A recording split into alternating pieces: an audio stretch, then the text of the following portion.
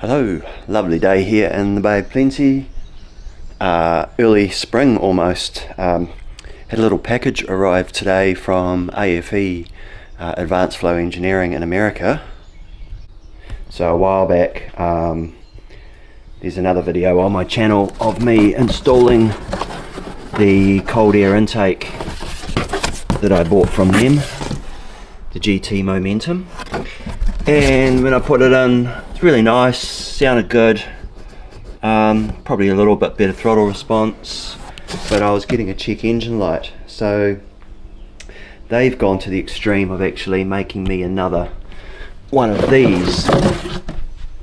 That's the intake boot, that's where the mass airflow sensor goes, and they reckon that the width of this is too wide for the 320D, because in America they call them a 328D and they reckon that they're different. So they printed me another one and I'm about to unbox it. Okay, so what they've done, they got me to get some measurements from my original airbox, which is on the car at the moment, and the interior or the internal diameter of this new one is about 66 millimeters, which matches my current one, and the one that comes stock with the kit is 70 millimeters. So what they've done is that they've actually printed it thicker, or whatever, however the construction method is. So it's, I'm not sure how far the thickness goes through, or the thicker. I could put my calipers on there and measure that, probably, but I'm not going to, because it either works or it doesn't. So I'll put the new one on with the thicker. You can see that, hopefully, there, compared to that. And we'll see if it makes any difference. It'll be interesting if it does, be great if it does, because I'd like to use the kit. That's why I bought it. And then for aFe, they would have developed something different that will definitely be suitable for 320Ds, which is much more common around the world, I would assume, than the 328D that they have in America. So anyway, watch this space. I won't show you the whole install because it was pretty messy last time. I broke a breather pipe and lost my rag. Oh, I didn't completely, but not the best, so I've got a new breather pipe on there. It shouldn't break this time. Okay, well, it's in.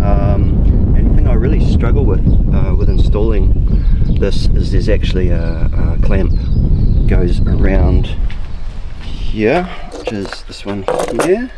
When the clamp's on, you've hardly got any thread just to leave the nut sitting there without the risk of it popping off and losing it, which I have done before.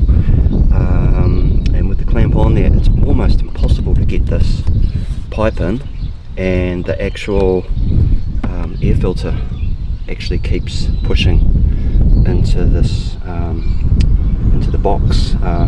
Real nuisance. It actually works without it. It looks better with it. So I've put a bit of thread locker, red thread locker on it, hoping that it will just give it a little bit more grab when it's right at the end of its thread. And I'll put it back on after I've been for a drive, I think.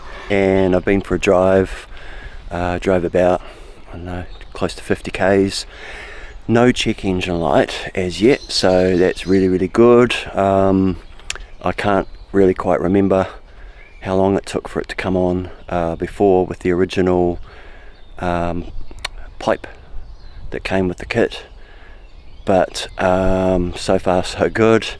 And I haven't had any luck getting the what do you call them, worm clamp on there, but it's a really snug fit. In fact, I think it's got a little bit more of a flare on it where it pushes in. Really hard to get in there, impossible with the clamp on, and the clamp's got basically zero thread on the end of it to be able to push it together and then put the nut on. In fact, last time I tried that, it ended up down there in the nether. Unfortunately found another one, weird American thread, so you can't just go into a shop and buy the nut for the clamp here. So I'm going to pick up another clamp because it came with one, so I assume it's best to have one on there. So yeah, there you go, it's back in. No check engine lights as yet, but I won't publish this video yet because who knows what might happen in the next few days. Hello, beautiful day here in the Bay of Plenty again. It's, what are we, nearing the end of August, and it must be 20 degrees out here. Unbelievable. Maybe we're going to be in for a hot summer like the UK and Europe, but I thought I'd just update you on what's happened with the intake. So yeah, good news. I've done about 100 k's mixed driving, and so far no check engine light, which I was getting for incorrect metered air with the way it was before. And with the new boot that they've made, or the pipe, this piece here, they made it slightly thicker as it tapers down, and it may hopefully have fixed it. So yeah, it's a nice bit of bling for the engine bay. I'll start it up and give it a few revs. It's not an astoundingly amazing sound. It hasn't made a huge difference to performance that I can notice. Maybe a little bit more throttle engagement, can't think of the word, a little bit more sensitivity in the throttle when you first take off, but yeah, kind of looks good, kind of sounds good. Not sure if it's really worth it, but I've got one now and it works at this stage, so I'll give you a little sound sample.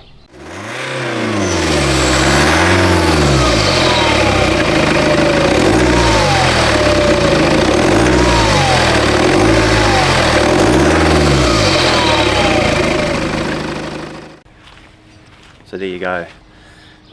If anything changes and I get the check engine light again, I'll put it in the comments and pin it down below. But big ups to George Peltier at aFe, Advanced Flow Engineering, and his engineer. They were really good. He fully engaged with the problem, supposedly being the difference between the 320D, which is in most of the world, and the 328D, which is in America. And apparently there's just enough difference. I'm not quite sure what those differences are, but they figured it out, and now they know, hopefully, if I still don't get a check engine light, and I'll know pretty soon. I'm pretty sure I'd got one by now when I first installed it previously. So at least for them, they've kind of used me as a bit of a guinea pig.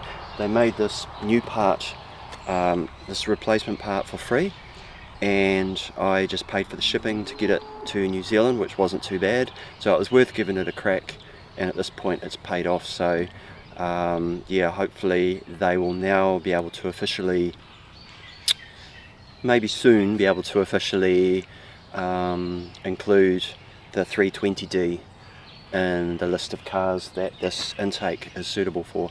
So yeah, slightly different sort of video. Thanks for watching. I'll put a link to my other video of the installation of this initially, when I broke my breather pipe and everything. Way easier this time, especially second time round. So yeah, there you go. Thanks for watching. See you at another video soon.